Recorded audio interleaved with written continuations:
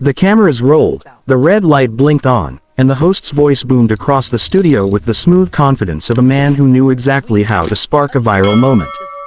Dana Brooks sat opposite him, her posture poised, her expression unreadable.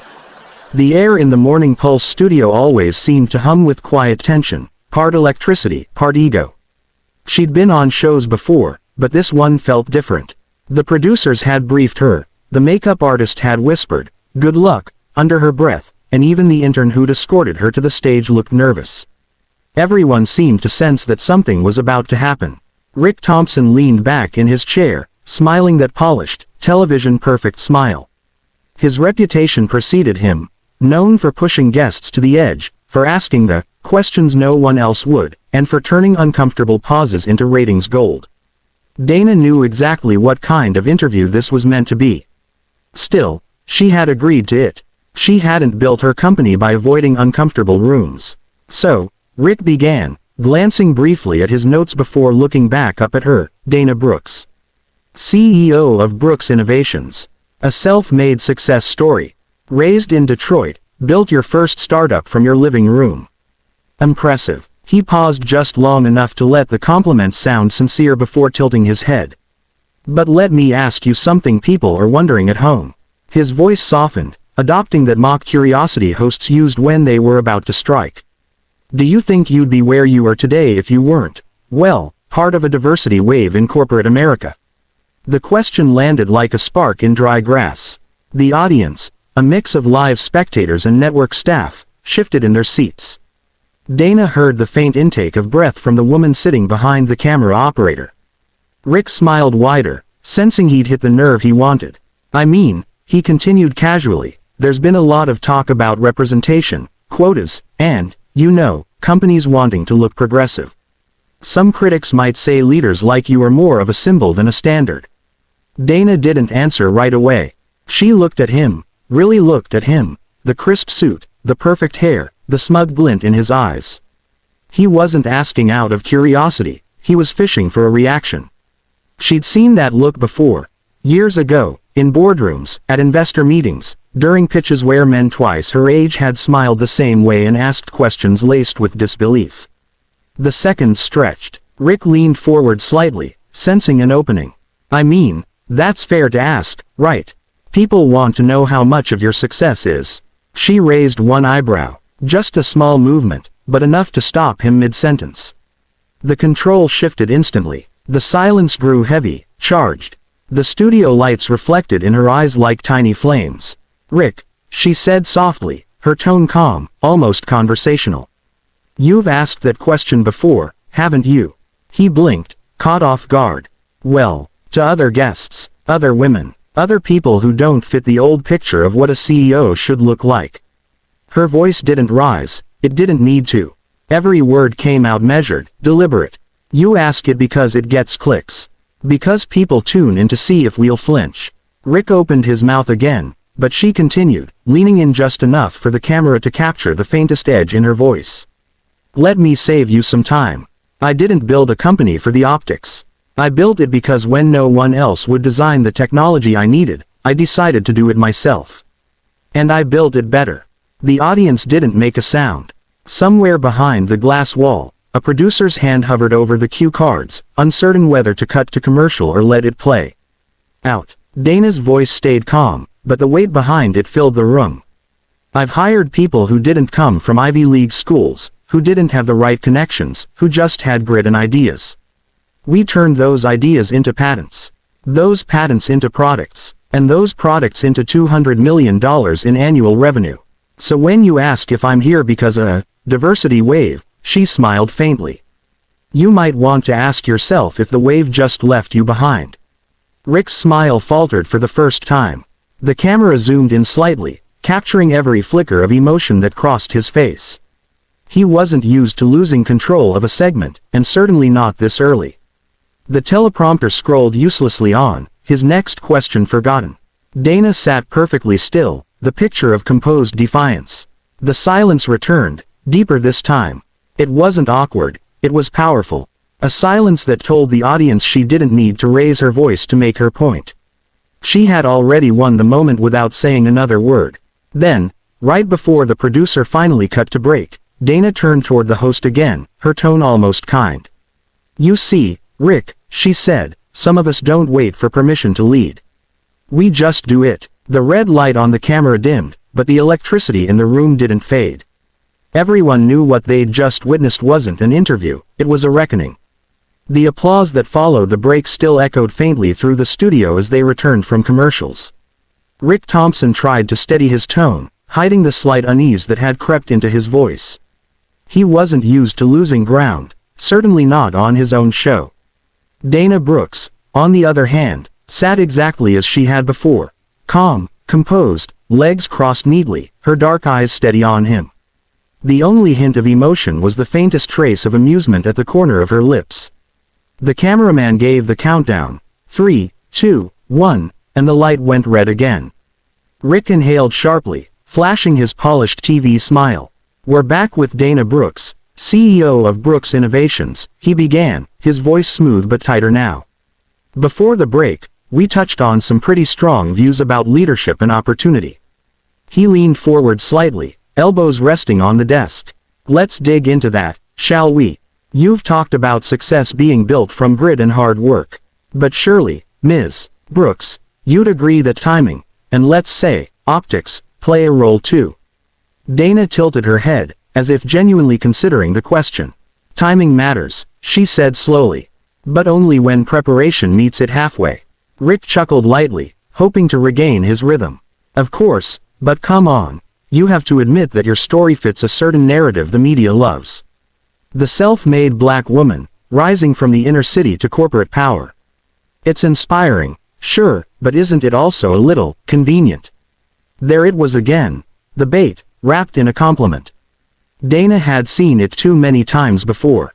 She'd learned that sometimes the only way to expose arrogance was to let it hear itself out loud. She smiled, the kind of smile that didn't reach her eyes. "Convenient," she repeated softly. "You mean convenient like your show inviting me to talk about innovation but really wanting to talk about identity?" The audience laughed quietly, sensing the jab. Rick's smile tightened. He tried to laugh with them, but the control was slipping further away. Dana didn't press. She let the silence breathe for a few beats, then spoke again. "When I started Brooks Innovations," she began, her voice calm but resonant, "I had no funding. No partners. I was working out of a one-bedroom apartment with 2 laptops and a folding table. I pitched my idea to 12 investors. 11 said no. 1 said, and I quote, 'You're impressive, but we're not sure your market understands what leadership looks like yet.'" A low murmur moved through the audience. Rick blinked. "They actually said that?" "They did." Dana's gaze didn't waver. "So I stopped asking for permission. I built the product anyway. I sold the first prototype to a manufacturing firm in Ohio. Then another. And another. When the same investor called back 3 years later, I told him the leadership he couldn't recognize was already running the industry." There was no arrogance in her tone, only quiet conviction.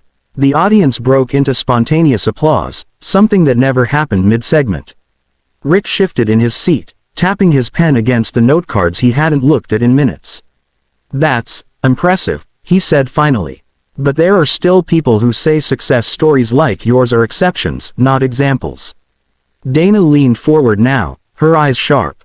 "And who decides what's an exception, Rick? The ones who keep the gates closed? Or the ones who climb over them?" He didn't answer. The question wasn't meant to be answered. The silence filled the space like a held breath. Behind the cameras, the producer gave a subtle nod to let the moment stretch. This was gold, the kind of television that trended in hours. Dana continued, her tone softening. "The truth is, people love stories about resilience, until resilience looks like power. Then it makes them uncomfortable. They want to celebrate us, just not sit across from us." The crowd murmured again, agreeing. A woman in the front row nodded visibly. Rick's composure cracked for the first time, a faint line appeared between his brows. He shuffled his cards, trying to pivot. "Well, Dana, you've clearly built something extraordinary," he said quickly, attempting to regain control. "But let's talk about your company's culture. You've been vocal about hiring people who don't have traditional backgrounds. Doesn't that risk lowering standards?" Dana gave a short laugh, not mocking, but incredulous. Rick, I don't lower standards. I redefine them. She paused just long enough to let the audience absorb it. Talent isn't born in the boardroom. Sometimes it's fixing an engine at 2 in the morning because your family can't afford repairs. Sometimes it's coding on a borrowed laptop at a library because no one in your neighborhood has Wi-Fi. I hire people who understand that kind of hunger, because that's what built this company. Not resumes. Results. The audience broke into applause again, louder this time. Rick forced a smile, but his jaw tightened. You're clearly passionate about your mission, he said, but his voice lacked the easy confidence from earlier. Do you think the corporate world is ready to hear that? Dana looked straight into the main camera. It doesn't matter if they're ready, she said. We're not waiting for permission anymore. For a moment, even the air felt still. Then the director called for a cut, and the studio went dim. Rick leaned back, exhaling hard, pretending to check his notes. Dana sat quietly, her expression serene, as if nothing extraordinary had happened. But everyone in the room knew they had just witnessed something that would ripple far beyond the studio walls. Because when a woman like her speaks truth on live television, and does it without raising her voice, the world doesn't just listen. It shifts. When the cameras cut for the final time, the studio filled with the low hum of crew chatter and the hiss of cooling lights. Rick Thompson pulled off his earpiece, mumbling something to a producer, but Dana could tell he was still reeling. The interview that was supposed to be a soft sparring match had turned into a masterclass, and not the kind he could control. She stood, smoothing her blazer, her composure unshaken even after 40 minutes under the hottest lights on daytime television. A stagehand approached with a bottle of water. You were incredible, she whispered, glancing nervously toward Rick's corner of the set.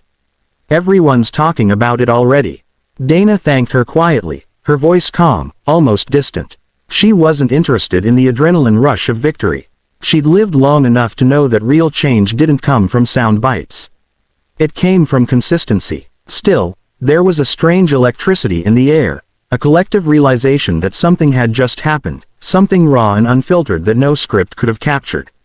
Rick approached a moment later, the confidence back in his gait, though not quite in his eyes. Well, he said with a rehearsed chuckle, that was lively. Dana smiled politely. You asked tough questions. I gave honest answers. That's what journalism's supposed to be, isn't it? He hesitated, searching her face for a hint of hostility but found none. Only calm, unflinching professionalism. It disarmed him. You know, he said, scratching the back of his neck, I wasn't trying to be unfair. The network likes controversy. I know, she replied softly. And controversy gets clicks. But sometimes truth gets something better, respect. Rick nodded slowly, his practiced grin faltering into something genuine. For the first time all morning, he didn't have a clever retort. Dana picked up her bag, thanked the crew, and walked toward the exit. As she passed the control booth, several technicians clapped quietly, small, spontaneous applause that made her pause for just a second. She gave a modest nod of thanks and kept walking. Outside, the morning had shifted into midday. The sky over Manhattan was a sharp blue, the city pulsing with its usual rhythm of ambition and noise. Dana's phone buzzed before she even reached the car. Her assistant's voice crackled through the speaker. You're trending, she said breathlessly. Every social feed, hashtags with your name, the clip's already hit 1 million views, and that's just on one platform. Dana stopped at the curb, the corner of her mouth curving slightly. Let me guess, she said. Half of them love it, half of them are furious. Pretty much, her assistant laughed. But the thing is, everyone's talking about it. You didn't just answer a question, you set something on fire. Dana slid into the back of her car, the city's noise fading behind the tinted windows. She scrolled through her phone. Notifications flooded her feed. A video clip titled, Black CEO Shuts Down Biased Question on Live TV, was everywhere. One comment read, this woman didn't raise her voice once, and somehow she silenced an entire industry. Another said, finally, someone said what we've all been thinking. Still, she didn't let herself gloat. She knew how fast public sentiment could shift. One moment you're a symbol, the next you're a target. But as she watched the clip again, she saw something she hadn't noticed in the moment. the way the audience leaned forward when she spoke, not out of shock, but recognition. They weren't just hearing her words, they were feeling them. Her driver glanced in the mirror. "That was you, wasn't it?" "The interview?" he asked carefully. She looked up. "You saw it?" He smiled. "Whole break room saw it. My sister texted me halfway through, said you reminded her why she didn't quit her business last year." Dana felt something soften in her chest. "Tell her to keep going," she said quietly. "The world doesn't change if we stop showing up." By the time she reached her office downtown, reporters were already gathering outside the glass entrance. Her publicist was waiting in the lobby, half proud, half anxious. "Dana, this is bigger than we thought," she said, walking quickly beside her. "They're calling it the interview. You're booked for 3 more shows by the end of the week. Everyone wants a comment." Dana pressed the elevator button, her reflection mirrored in the sleek steel doors. "Then let's make the comment matter," she said. "No spin, no damage control, just the truth." As the doors closed, she caught a final glimpse of the crowd forming outside. Young women, entrepreneurs, students holding phones, all watching her name climb higher on their screens. And for a fleeting moment, Dana felt something she hadn't allowed herself to feel in years: pride, unfiltered and unguarded. That night, every network replayed the interview. The clip became a headline, then a conversation, then a movement. Politicians quoted her words, students shared them in classrooms, and CEOs discussed them in boardrooms. Rick's network tried to spin it as a powerful dialogue, but everyone knew what had really happened. Dana Brooks hadn't just defended herself, she'd redrawn the map of what leadership looked like on live television. When her phone buzzed again, it was her mother calling. "I saw you, baby," her mother said, voice trembling with emotion. "You were calm. You were strong. You made them listen." Dana smiled into the quiet of her apartment. "That's all I ever wanted," she said softly. "For them to finally listen." Outside, the city glowed beneath the night sky, and for the first time, it didn't feel like the world was watching her. It felt like the world was waking up with her.